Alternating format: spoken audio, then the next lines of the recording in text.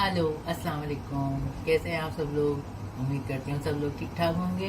तो आज हम फिर अपने किचन में आए थे और फिर से एक रेसिपी बना रही थी, तो सोचा आप लोगों के साथ शेयर कर लेती हूँ।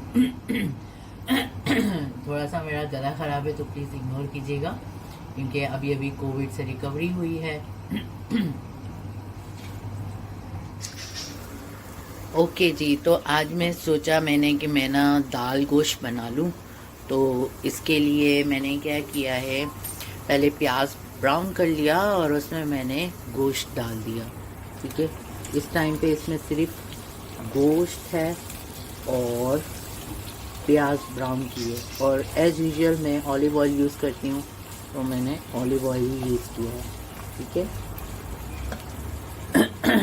और दूसरी तरफ मैंने ले लिया है प्याज और टमाटर, और टमाटर के साथ 3 रंग की जो मिर्चें थी स्वीट पेपर, वो मैंने ले लिया है।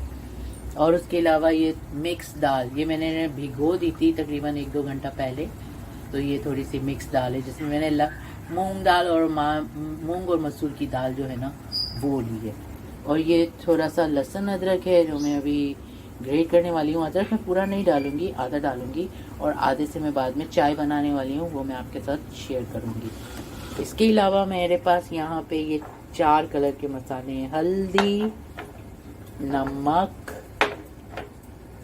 लाल मिर्च और धनिया पाउडर। ठीक है, तो ये 4 मैं डालूंगी, तकरीबन 1-1 चम्मच ही डालूंगी, मैं ज़्यादा नहीं डालूंगी। नमक आपकी मर्जी है, आप जितना खाते हैं आप उस हिसाब से डालिए।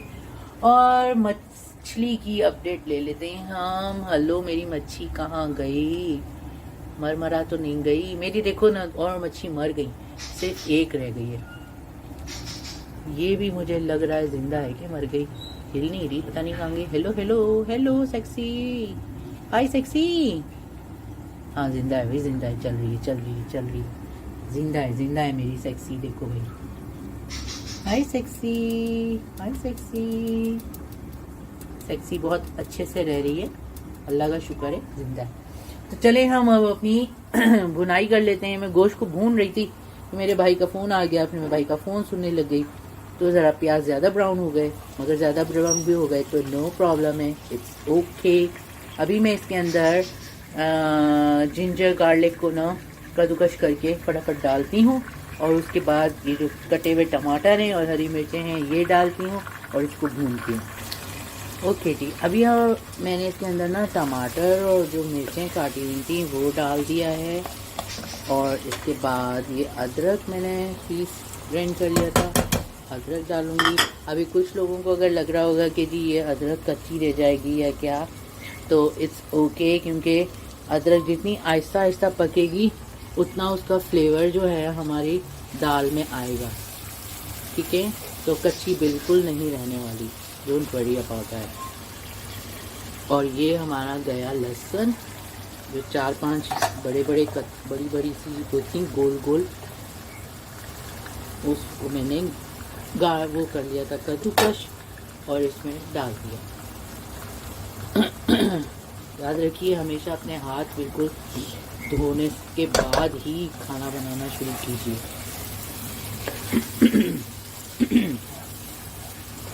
ये जब हम भूनेंगे इसको अच्छी तरीके से, तो इसका सारा फ्लेवर गोश्त में भी आ जाएगा और दाल में भी आ जाएगा बहुत अच्छे तरीके से। ठीक है जी, ये हो गया। और मसाले मैंने अभी तक कोई भी नहीं डाले हैं। ठीक है, मीडियम स्लो फायर है और हम इसकी भुनाई करेंगे अच्छी तरह। ठीक है, जब तक आपको अच्छे से स्मेल आने लग जाएगी लहसुन अदरक की, टमाटर की और मसाले की, एक बहुत अच्छी सी स्मेल आनी शुरू हो जाएगी। ऑलरेडी मुझे तो आ रही है, लेकिन आपको आने शुरू होने में थोड़ी सी देर लग सकती है, तो नॉट अ प्रॉब्लम। साथ में हमने यहाँ पर जो है गरम पानी जो है वो लिया हुआ है, गरम पानी हम इसमें डाल लेंगे, क्योंकि अगर हम ठंडा पानी डालेंगे तो दाल को ठंडे पानी में डाल के फिर थोड़ा देर लग जाएगी ना गलने के लिए, तो हम गर्म पानी इस्तेमाल करेंगे तो वो ज़्यादा अच्छा रहेगा। ये छोटा सा मेरा टी कॉर्नर बना हुआ है यहाँ पर, मुख्तलिफ़ किस्म की टी रखी हुई है यहाँ, और चॉकलेट शेक्स वगैरह सब पड़े हैं।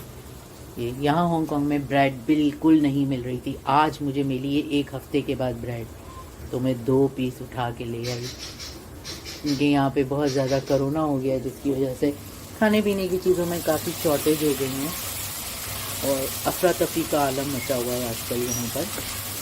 तो अल्लाह का शुक्र है कि हमारे पास अल्लाह ने इतनी अच्छी अच्छी नेमतें दी हुई हैं और इतना अच्छा टाइम दिया है कि बहुत सोच से अल्लाह मियाँ ने बहुत अच्छा रखा हुआ है, अल्लाह का बहुत शुक्र है।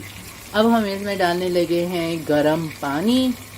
गरम पानी डालने से पहले मैं ये जो है दाल जो भीगी हुई थी मेरी, मैं ये डालने वाली हूँ इसके अंदर, ठीक है।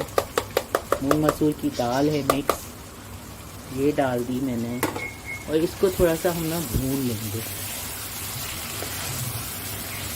ताकि दाल में भी अच्छी तरह से मसाला मिक्स हो जाए। रिमेंबर मैंने इसमें अभी तक कोई मिर्ची नमक वगैरह नहीं डाला था। अब मैं यहाँ पर सूखे मसाले ऐड करूँगी, लाल मिर्ची पाउडर, धनिया पाउडर, हल्दी और नमक, ये 4। आप अपने हिसाब से मसालों का यूज़ कीजिए। मैं 1-1 चम्मच डालने वाली हूँ, खाने का चम्मच। ओके जी, अभी मैंने क्या किया कि उसमें मसाले डालने के बाद उसको 2-3 मिनट फ्राई किया और फिर मैंने इसमें तकरीबन 4 गिलास पानी जो है वो मैंने डाल दिया है, क्योंकि दाल गोश्त खाने वाले हैं हम लोग चावल के साथ, तो मेरे बच्चों को थोड़ी पतली दाल पसंद है चावलों के साथ खाने के लिए, इसलिए मैंने तकरीबन 4 गिलास पानी डाला है, जिसमें गोश्त भी गल जाएगा और दाल भी अच्छे से गल जाएगी।